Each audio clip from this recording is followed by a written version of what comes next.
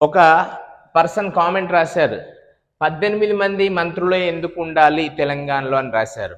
Okay, రాష్ట్రంలో కావచ్చు, కేంద్రంలో కావచ్చు, ఆ శాసనసభ ఏదైతే ఉంటుందో అంటే పార్లమెంట్లో కానీ అసెంబ్లీలో కానీ ఎన్ని సీట్లు అయితే ఉంటాయో ఆ సీట్లలో 15%కి మించరాదు అని చెప్పేసి మనకి చట్టం తీసుకురావటం జరిగింది.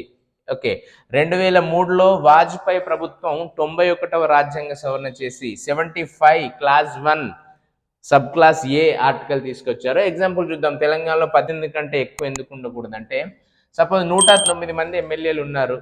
ఓకే, సరే 120 అనుకుందాం ఎగ్జాంపుల్. 15% అంటే 15/100.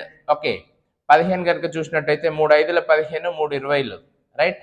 సో 20 అంటే 6 మూల 18 మంది మాత్రమే ఉండాలి. ఇంక్లూడింగ్ సీఎంతో కలుపుకొని 18 మంది మాత్రమే ఉండాలి. సెంట్రల్లో అయితే ప్రైమ్ మినిస్టర్తో కలుపుకొని.